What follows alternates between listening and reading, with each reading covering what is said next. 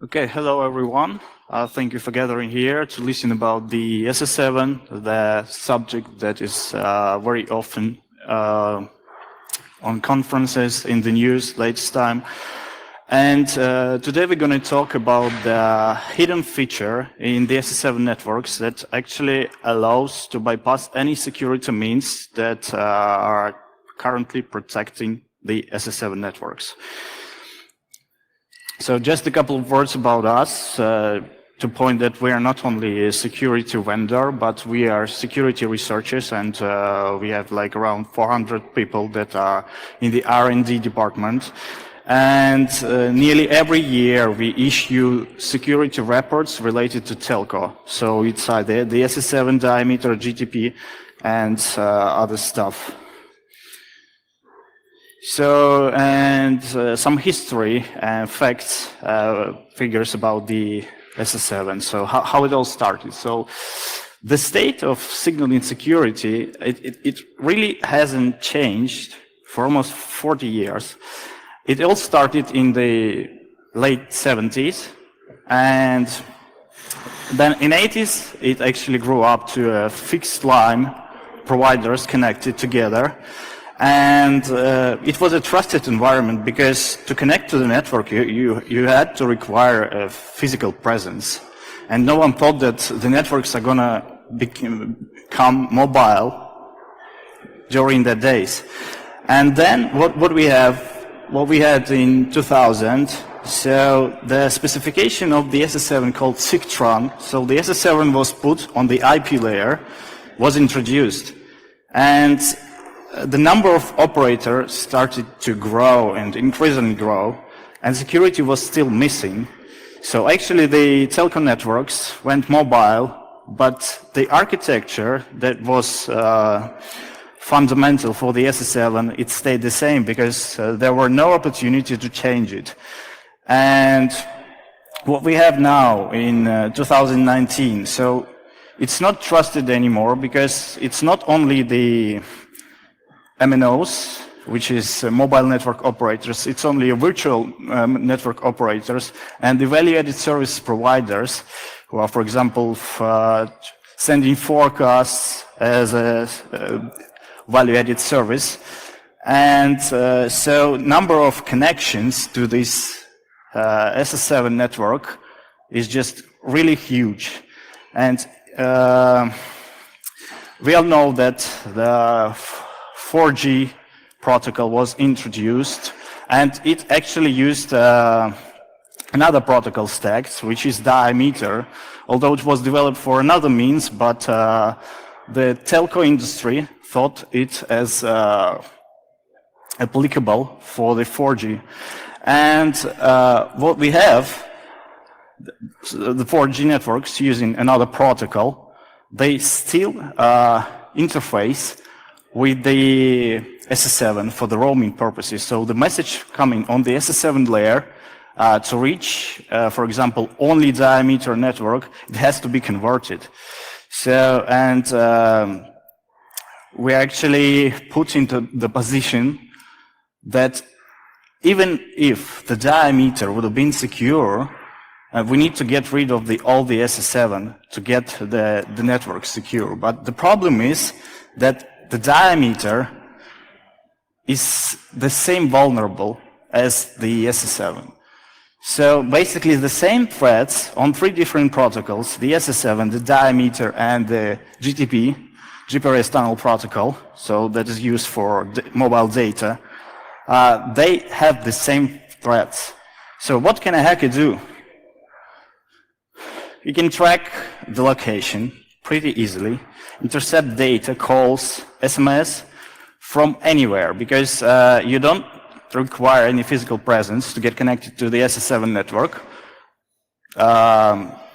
because you can use it from your virtual machine, just setting up an IPsec tunnel to the operator that will allow you this connection, and it will share the identifier that you're going to use for sending the messages. So it's pretty simple, and even on the internet there are open source tools that allow you to do that. You just have to find the operator that will agree to sell you that access. Steal your money, For sure, for example, even without any additional like malware stuff for the mobile, if the money transfer over USSD is supported, you can steal money right just exploiting the SS7 vulnerabilities. Getting access to the email and social media, so it's pretty simple through one-time password recovery.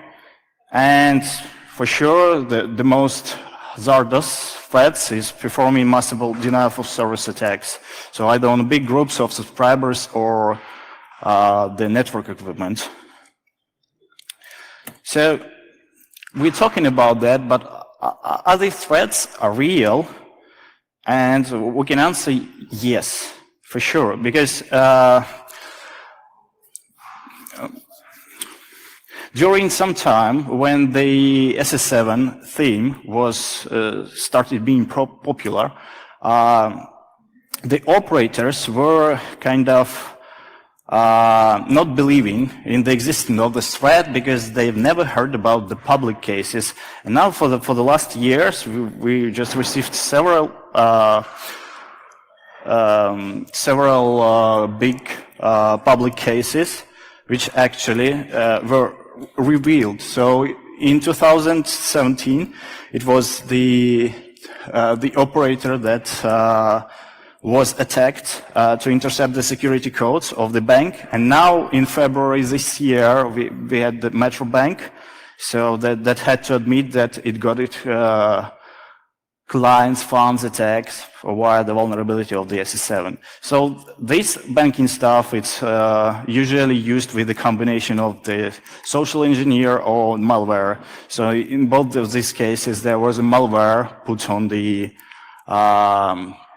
customers' mobiles to get their logins and passwords, and then one-time password was intercepted for the transaction confirmation.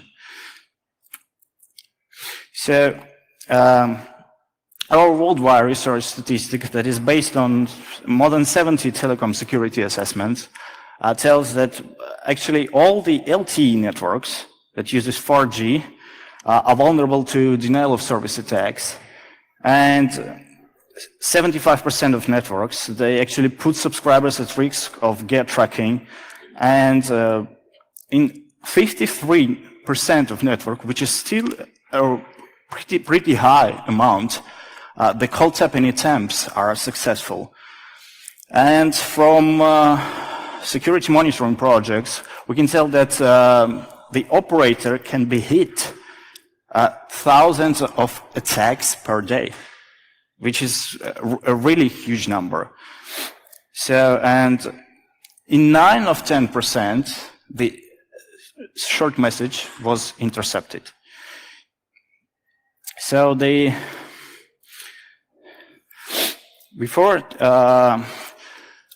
GSMA Fraud and Security Group has issued a set of documents, and I think they starting from 2015, and they are continuously contributed and changed because the new vulnerabilities are found, and the vendors that supply the signaling protection rely on these recommendations and when they develop their solutions.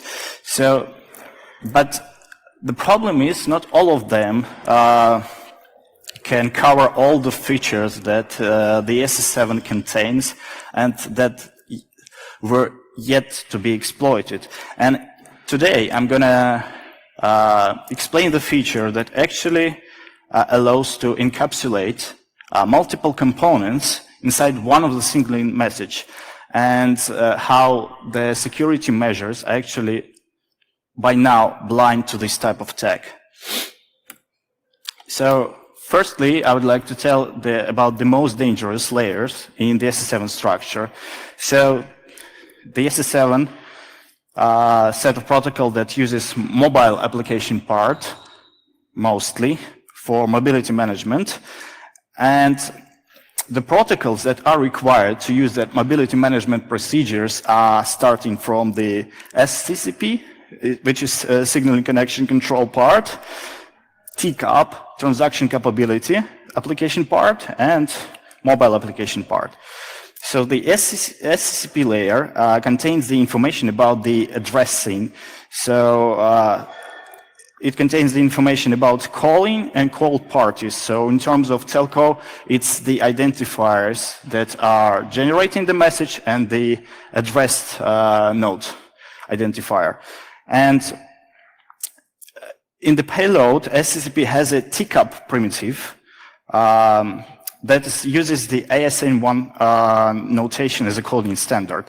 And TCAP layer is intended to correlate single SCCP messages to the whole transaction.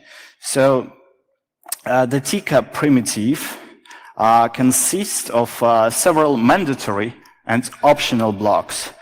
And the map payload itself is considered in the component portion. So I'm just going to switch further and to explain it in more detail.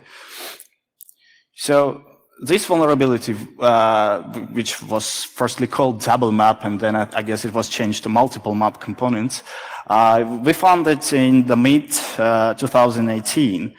And first of all, we thought that it actually might be a vendor-specific issue, so we were not actually hurrying to disclose that.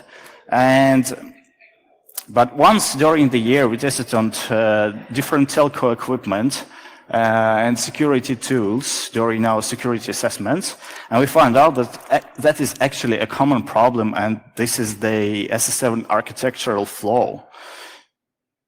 So it was given away to the GSMA via coordinated vulnerability disclosure, and it has the CVD 2018-15 number, but it's not yet published. So although the changes to the GSMA standard are already in progress, and they're going to be with the current change request, document is not yet published. But even once it is going to be published, only the operators and the GSMA members, associate members like Positive Technologies VR, are going to have access. So it's not, it's a confidential document. And so what is the idea? So the idea of this vulnerability is to hide an illegitimate map component after another one that is looking legal, and encapsulate it under one TCAP component. So basically, in the TCAP begin, we can see two operations, which is the first one, the green, is legal, and the second one is illegal. So they are actually merged by the application context name, and it is the same for both operations. And it really creates a big problem, so as it is defined only once. And its value should accord with one particular opcode, so that means that operation code. And while we are to put two operations in one TCAP message. So, and what happens with the equipment? So, the first component is implemented, and the second one is ignored. And the terminating equipment rejects the TCAP message.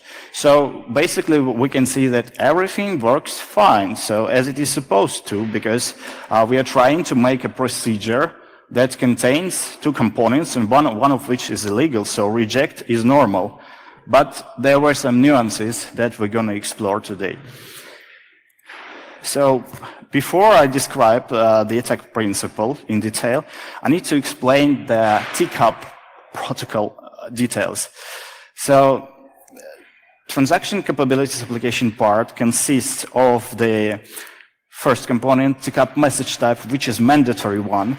So it can be one of the following. So it can be begin for the starting of the initialization of transaction. It can be continue for continuation of the transaction, and end on abort, so to end the transaction. And the pretty important component is continue, which actually allows to continue the transaction, and we're going to focus on it later. So the next is transaction ID, which is also mandatory. So this is an identifier of the transaction. And the next one is dialog portion, which is actually optional. So we can see here the application context name, and this part can be optional for an older version of the MAP protocol, and which actually can be left blank. And component portion. So component parameter can also have several values. So here we can see invoke. So invoke is used to send data. So this component is usually used for initiating the request. And it can be also return result not last, that's used to send data in responses. And return error and reject on map layer already. They are used to indicate that something got wrong and the destination node cannot process a request normally. So it should be noted that reject and return error components may be delivered within TCAP end to end the transaction, and within TCAP continue. So as we can see, the dialog portion can be left blank. So before to proceed, just a quick introduction on basic nodes and identifiers. So the MSI-SDN, that's Mobile Subscriber Integrated Service Digital Number. So that's a telephone number that we all are used to. That's what we dial when we call a friend or stuff like that.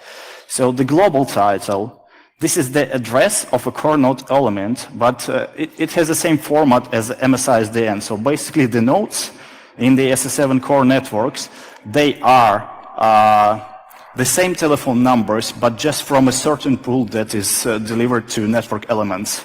The IMSI identifier, International Mobile Subscriber Identity. So this is the identifier that is used in the most of the operations inside the SS7 core network. And every MSI-SDN has a correlation with the IMSI identifier. So you as subscribers may not know your own IMSI identifier because you don't need it, but the telco equipment of the operator you are using knows that. The STP, so this is a border device, signaling transfer point, so basically a border router that processes the incoming messages and outgoing messages for roaming to another operator. The HLR, home location register. So this is a database that contains the subscriber profile, the information about the accessible functions, about the verification platform and stuff like that. And it contains information only about the home subscribers. And the MSCVLR, the mobile switching center, is used to process the messages, and the VLR is visited location register, so it contains the information, like a database of the profiles that are of the subscribers that are currently served by the exact certain node, so the MSC VLR. And the SMSC is the SMS center that is actually deals with short messages. So a couple of words about the IMSI. So its identifier by itself is not valuable to an intruder, so but they can carry a lot of malicious actions against the subscriber once they know that. So they are not limited to location tracking, service disturbance, SMS interception, voice call eavesdropping, and many others. So the IMSI is actually considered personal data as per GDPR. So now, firstly, I'm going to show the process of the SMS delivery when there are no special means in place. So how does it work? The SMSC sends the SRI for SM, send routine info for SM request to the operator premises. So using just the telephone number of the subscriber. So the SMS center of the operator from where the short message is coming is asking the home network of the destination subscriber, like, I need routing information, like where your subscriber is registered, I have a message for him. And receives a response, and the response contains the IMSI identifier and the MSC address where subscriber is currently served. And then, using this information, the SMSC sends terminating SMS using the IMSI with the SMS text to the MSC where subscriber is served and the message delivered. Now goes the radio flow and subscriber receives the message. So how can the hackers abuse that procedure? So they can use that SRI for some message, not with the goal of sending further SM. So they asking about what subscribers of the exact subscriber with that MSISDN, what's his IMSI, and where is he currently served and what MSC, and then not send the SM afterwards. So for the reason of hiding the IMSI, because we just observed that IMSI is a really valuable identifier for further and malicious attacks, the SMS home routing system has been developed and is already in place for many years, and many operators use it. And what actually it does? So the SRI for SM requests, they are transferred not to the home location register directly, but they go first to the SMS router, and the SMS router responds with the fake IMSI and with its own SMS address. And now the SMSC uses that procedure to send the SMS using that fake identifiers. And this SMS is actually being transmitted to the SMS router. So only SMS router knows real IMSI, and only this internal node knows the real MSC that is currently serving the subscriber. And then SMS router, with that correlation in its memory, just proceeds with the request, SRI for SM, and then delivers that message. So there are basically two parts of the procedure now with the SMS router. And how it helps to protect against malfunctors. So the SRI for SM goes to the SMS router, and SMS router delivers fake IMSI and SMS router address, which is fake MSC. So if the malfunctor now tries to attack based on the fake IMSI, he won't succeed. If he tries to address the SMS error address for procedures that are actually related to MSC, he won't succeed because they're going to be abort and reject. So let's observe the first case. So we're going to use the application context name for the illegitimate component. So we can compare it like to two soldiers when they're trying to contact via radio, and it actually looks like, send me some info, and the second soldier cannot understand what's going on, and he's asking to repeat. Now let's observe. So we are dealing again with the SRI for SM message that we just observed and how it works. We have the SMS router here, we have the SS7 firewall, which actually processes all the incoming messages from the operator, from the roaming premises. And the SRI for SM, so we send a message which we actually put. So we can see we're using the application context name that is related to short message gateway context. And what we're using now in the TCAP, we're using two operations.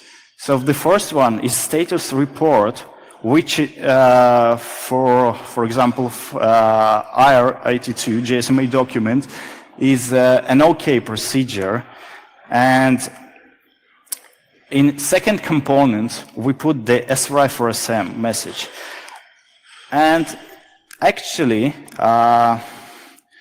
the situation is that, so this message is sent to the SS7 firewall for inspection, but unfortunately, the SS7 firewalls, for now, they are only exploring the first component. So when they reach the TCAP layer, they go to the first map component, they inspect it, and no matter what is shown later, they make a decision based only on the first component. And what happens here? So they inspected the first component, and it seemed okay, and they passing the message into the network. But it's not yet the deal, because we still have a kind of malformed packet. So the HLR, the home location register, received this message. So it's not routed to the SMS router, because the border device, the STP, it also only explored the status report message, and based on that, operation decided to move it straight to the HLR. And the HLR sends a reject message. So because the HLR responds with reject on map layer, but this reject actually is encapsulated in a TCAP continue. So this basically the continuation. There is a possibility to continue the conversation. So it's basically like, I didn't understand your two operations, please repeat. And so we can see that there is an invoke problem that the HLR finds. And what we're going to do next, so we receive the reject, and now we're going to proceed with these transactions. So even if it's, again, even if it comes through the SS7 firewall, the transaction was already initiated, and most of the SS7 firewalls, they only observe the TCAP begins. And here we have the TCAP continue component with the send routing in for a SAM message, which is actually malicious. And we request the data, we require the IMSI and the MSC, and we receive it in the response.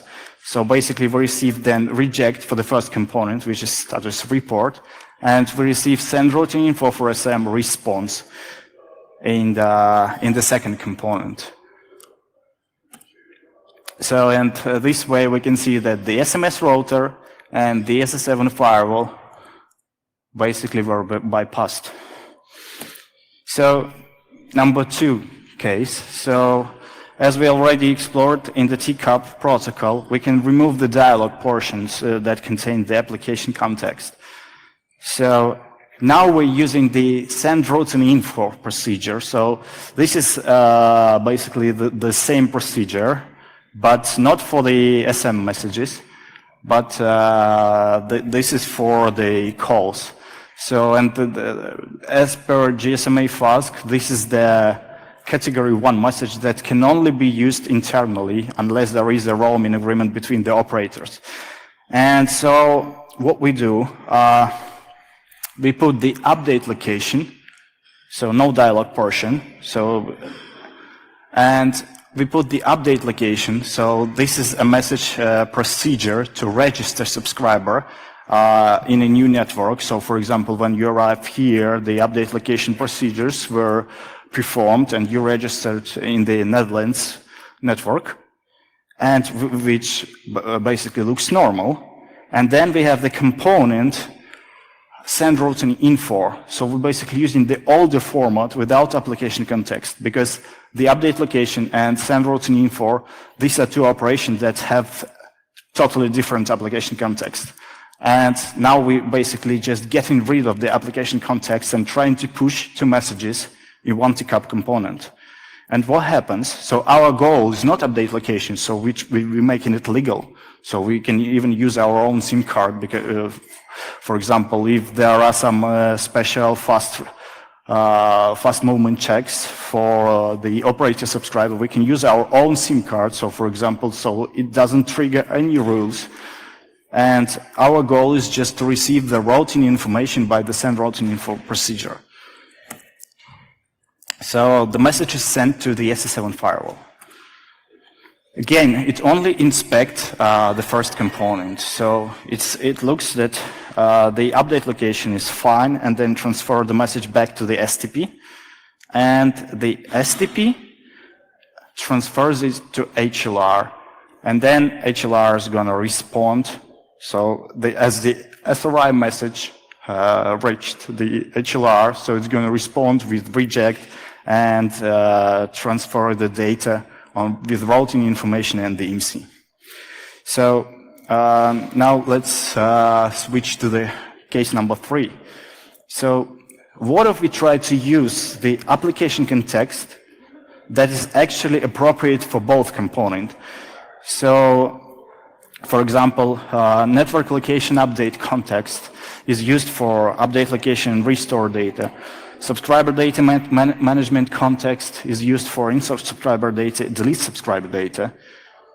And short message gateway context can be used with the combination of send routing info for SM and report SM delivery status. So as we already observed, the SMS home router and the firewall bypass for the SRI for SM procedure, now we gonna combine the insert subscriber data and delete subscriber data for the profile manipulation in order to, let's say, reroute the subscriber calls to a premium rate number that, for example, a hacker owns. So how it's going to be done? So the principles are the same. So first of all, a profile change scenario. How does it work? So the left side is just the home subscriber network, and the right side is the visited subscriber network. So let's treat it as a Netherlands network. And once subscriber arrives and have the radio coverage, what is going on the signaling layer? So the MSC VLR that is located in Netherlands is sending update location requests to the HLR, to the home subscriber location register. So subscriber is telling, I want to register here on that network to receive calls and send messages and stuff like that. And with, in terms of that update location procedure, the profile is being put on the visited location register. So the Netherlands MSC VLR. And it is act basically by return result last. And then we get the update location response. So the procedure was performed correctly. And once subscriber is registered and his profile was delivered to the MSC VLR, there are possibilities for changing the profile from the home network. So for example, I received some notification about that there are new settings of the operator to be applied. So for example, access port name to be changed, and I agreed. So basically, what was on the signaling layer, there was an insert in this situation. There was an insert subscriber data request using our IMSI and the profile parameters, for example, access port name. And the VLR, after that, it updates the profile in the database and sends a response. So the procedure performs successfully. So how can it actually be? And it's act with pickup end. So how can it be abused? So let's just imagine that the hacker, using that SRI for SM home routing bypass, received the IMSI and the MSC VLR identifier where we are currently located, is sending the ISD message using that IMSI, and is trying to do any type of changes in the VLR, so where we currently register. So these changes may influence on our service availability or call processing. So now let's observe what the hacker can do. So first of all, how the network protects against that method. So when the ISD requests come, there is a comparison for the IMSI and subscriber home network. So this type of procedure, like ISD, insert subscriber data, and DSD, delete subscriber data, they are only allowed from the home subscriber network. So there is the firewalls or the STP, they do a comparison of the operator based on the IMSI identifier and subscriber home network, so that based on the calling GT.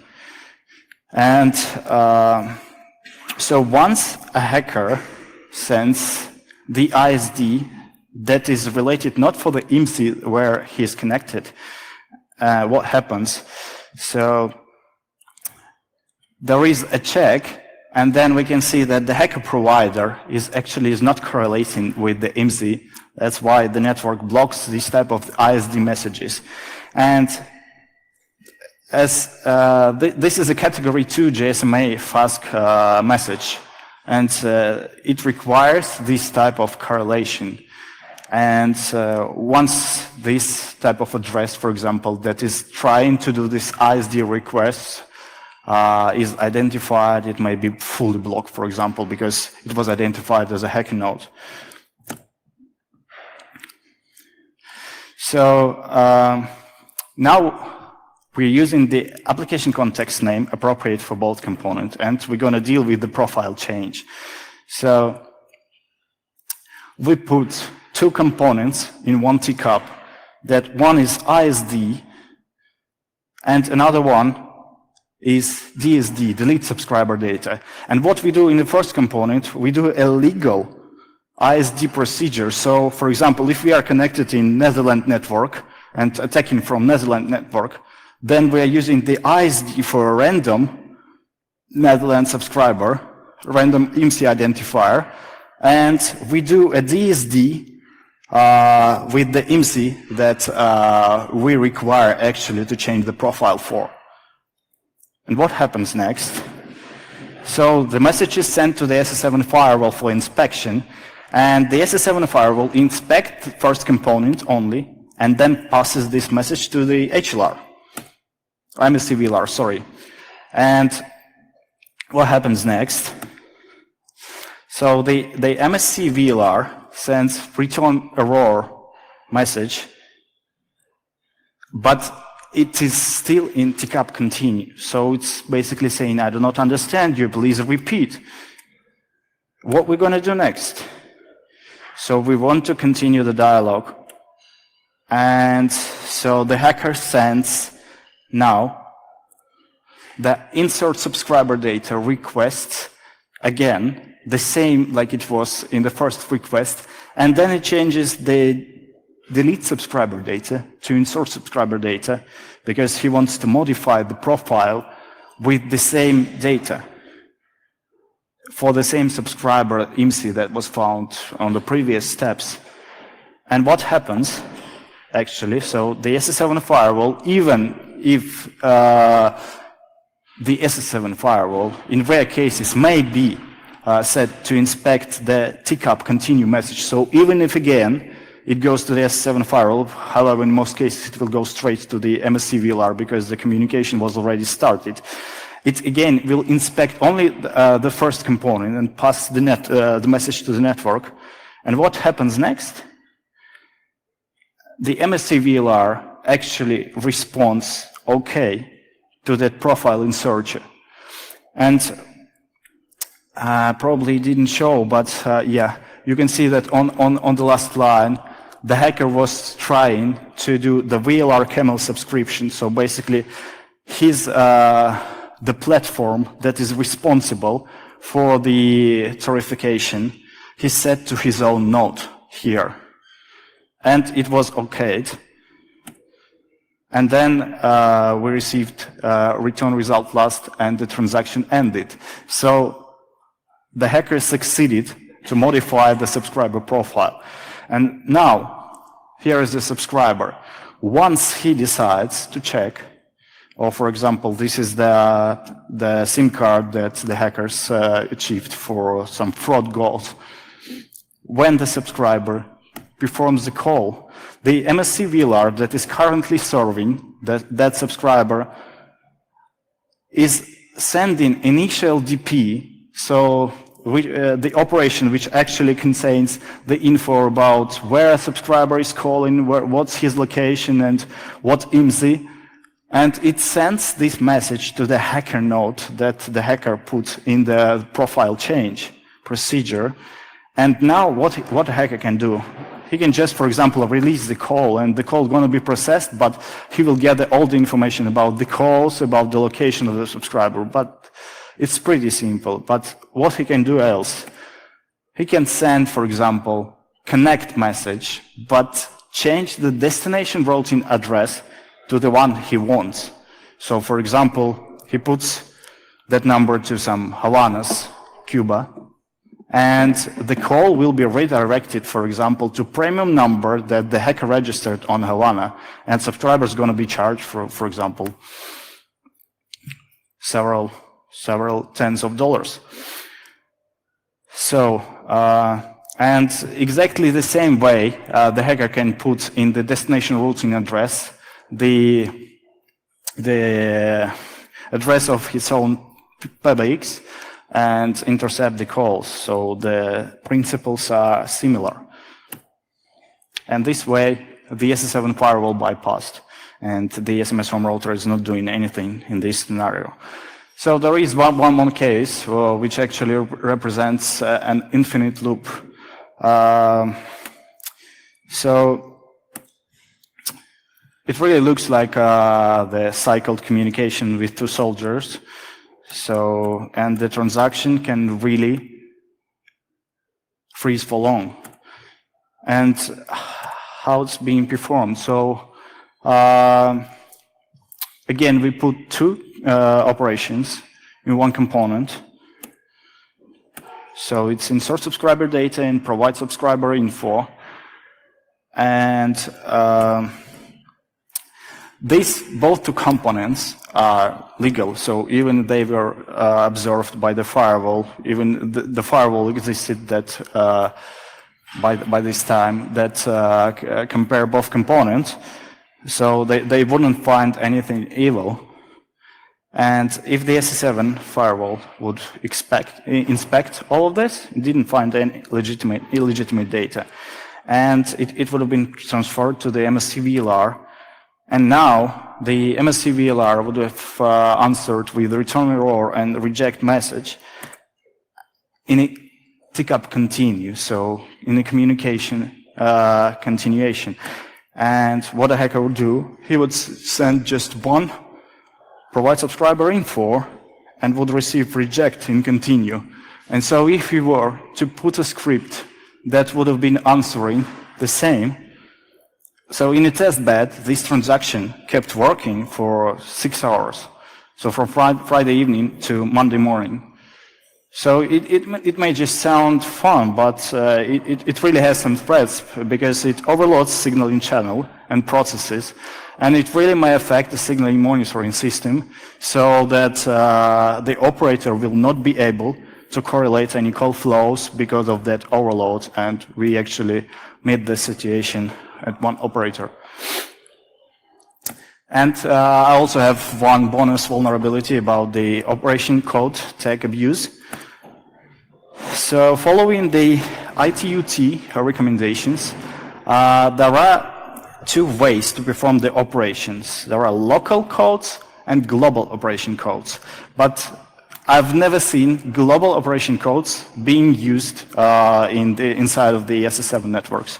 But the specifications actually allows to use global codes. So if we actually, it is being done by being coded by 8 bits. So if we change local operation code, that is to global operation codes, and try to send the illegitimate message. So the message that is being set to block either on the border device or on the firewall.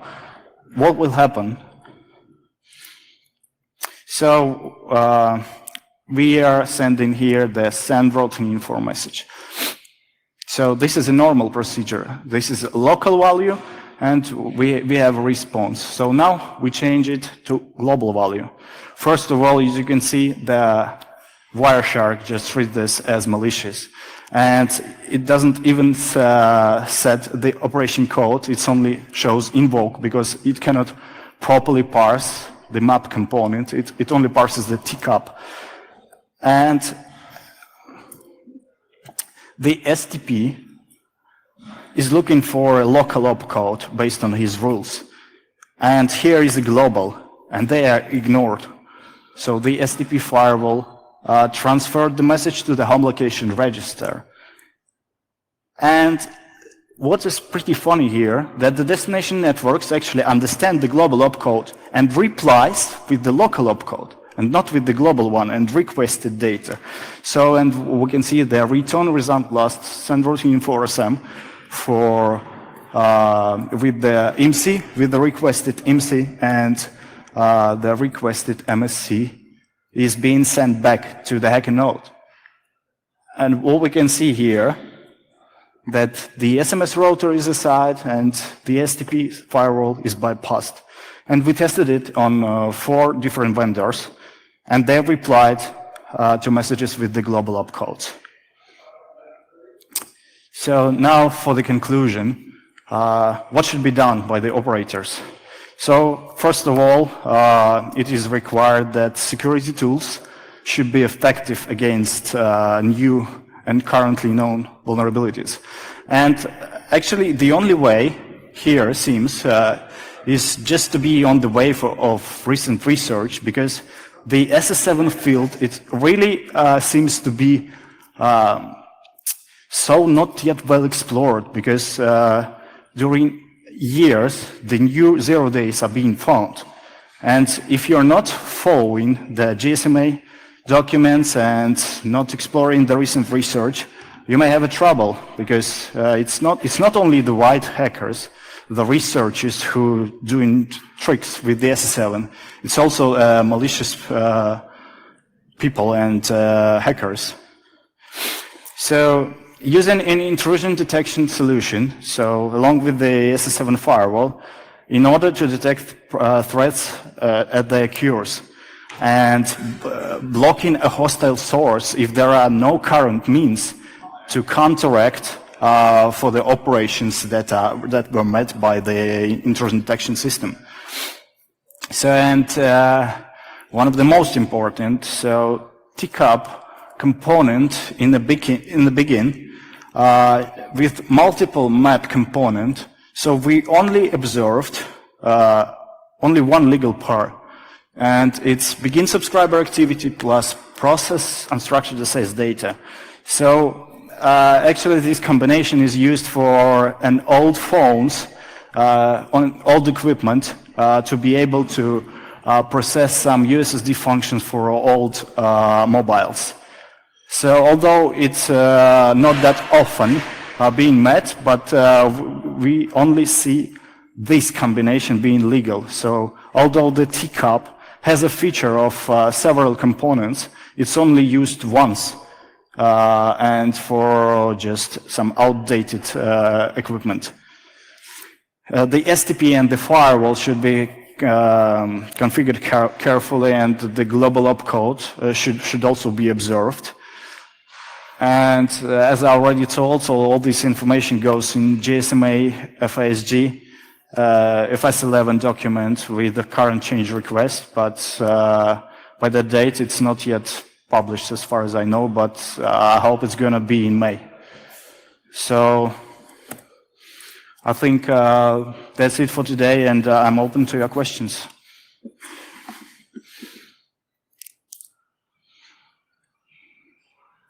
Any hands?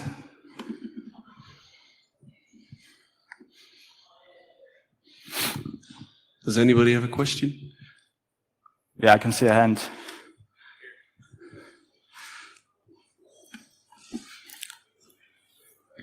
Hi. Hello. Nice talk.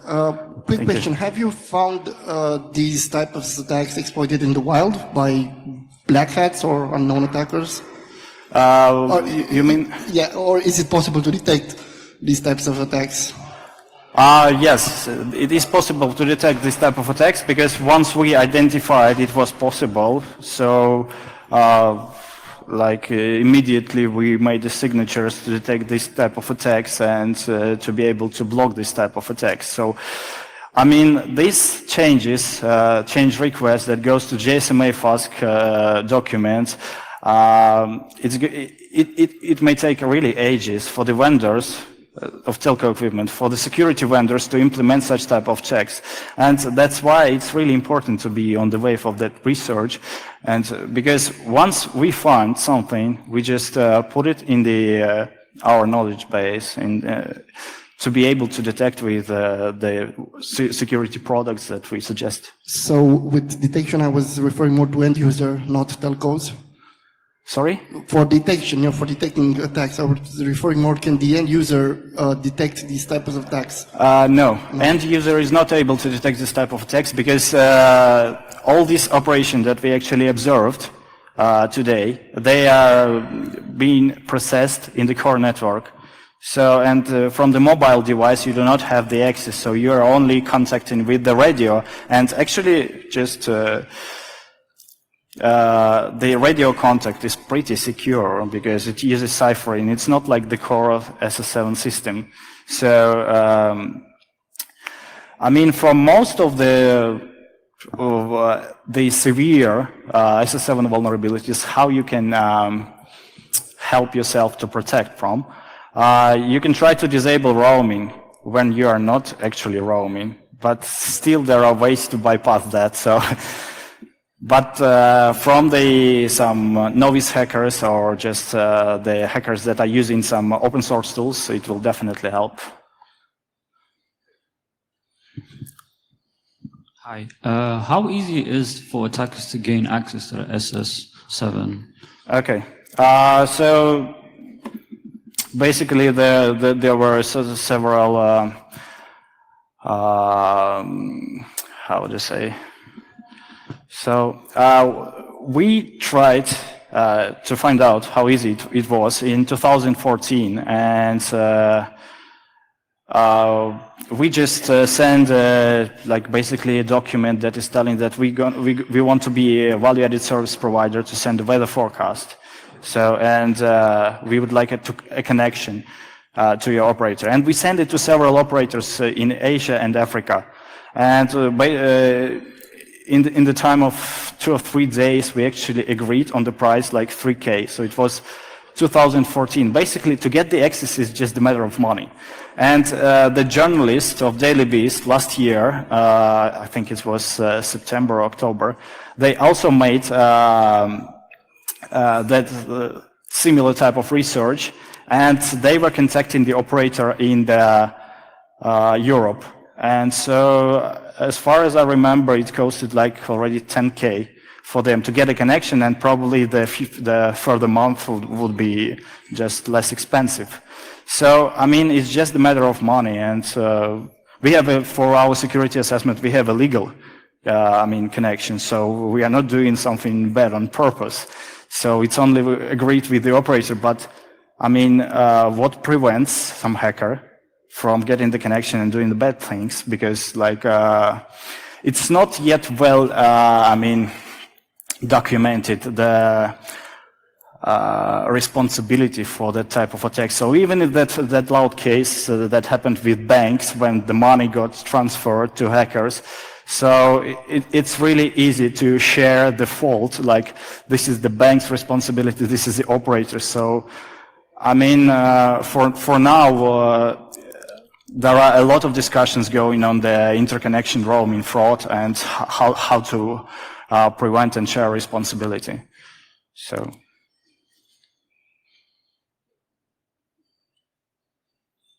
Any more? Any more?